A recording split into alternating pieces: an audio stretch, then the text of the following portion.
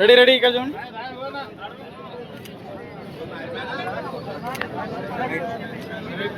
ఓకేనా?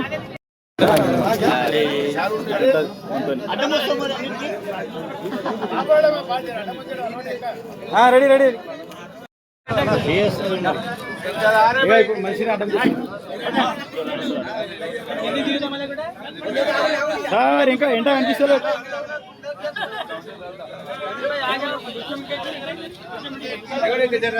Ready ready కిందికి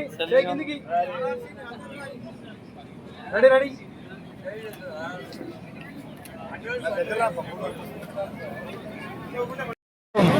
अच्छा है, कैसा है?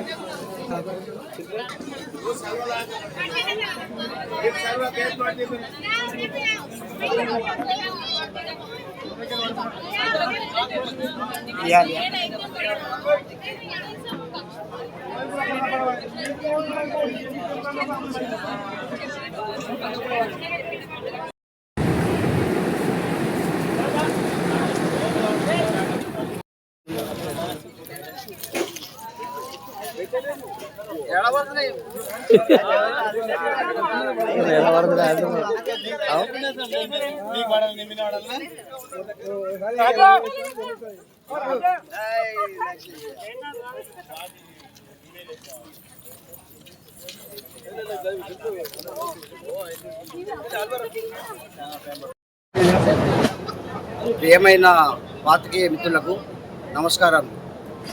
ఈరోజు ఈ అభిమానం చూస్తుంటే నిజంగా నేను ఈ జన్మలో తీసుకున్న పుణ్యమే అనే అనుకుంటున్నాను. మీరు కూడా నా దయదలించి మీరు అందరూ పిలవకుండా నాపై ప్రేమ కలిగి మీరు వచ్చి ఈరోజు మీడియా మా ముందు ఉంచి మా కోరికలను చెప్పమని చెప్తున్నారు కాబట్టి మీకు మరీ కృతజ్ఞతలు చెప్తున్నాను.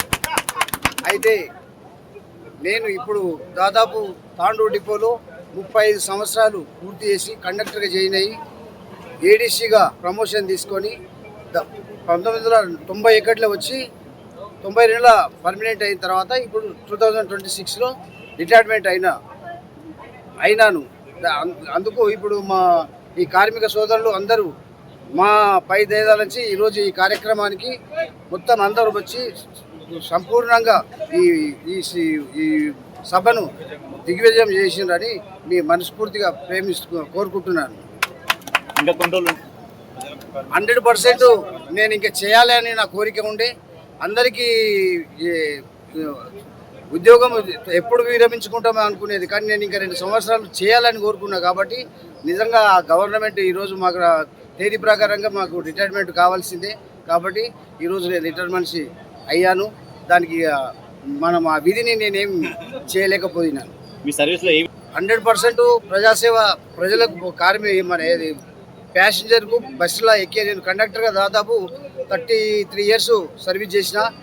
వాళ్ళు ఎక్కిన వాళ్లకు, కుంటి వాళ్లకు, గుడ్డి వాళ్లకు, ముసలి వాళ్లకు శ్రేయోభిల చేతులు అందించి పైకి తీసుకొని వాళ్ళకు ప్రేమ అభిమానాలతో వాళ్ళని 100% నా బస్సు ఎక్కిన ప్రతి కార్మిక ప్యాసింజర్కు నిజంగా మంచి ఉపయోగించి వాళ్ళకందరికీ న్యాయం చేసిన దాదాపు 33 సంవత్సరాలు న్యాయం చేసిన అని నేను అనుకుంటున్నా.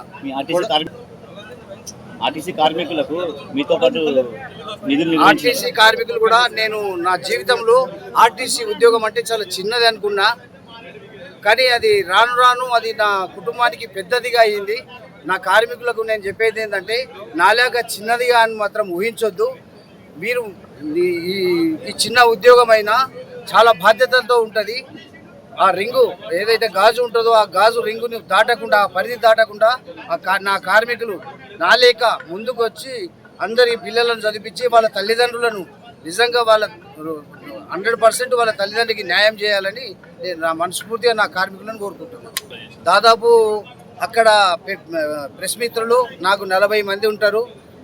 40 మంది ఎట్లుంటారంటే నాకు నిజంగా నాకు అన్నదమ్ములు దూరం ఉన్నా వాళ్ళు నాకు కోడంగల్లో మాత్రం అన్నదమ్ముళ్ళగా నన్ను ఆదరించి ఏ ఒక్క రోజైనా నా పైన ఎన్ని తప్పులు చేసినా కూడా వాళ్ళు నన్ను ఆదరించి ఏమీ చేయలేదు అన్న విధంగా పత్రికేయులు నాకు చాలా నిజంగా మంచి అభిమానం చూపించారు. కాబట్టి వాళ్ళకి జన్మజన్మ నా కోడంగల్లో ఉన్న పాత్రికేయులకు మాత్రం నేను ఎప్పుడు రుణపడే ఉంటా. అంటే దాదాపు నేను 1.5 lakh ఖర్చు పెట్టిన కోడంగల్కి. అక్కడ ఇక్కడంటే సాయంత్రం 5 అయిందంటే దయ్యాలు కొట్లాడుతుండే, ఎవరు రాలేకపోతుండే, పెద్ద పొదలు ఉంటుండే అక్కడ.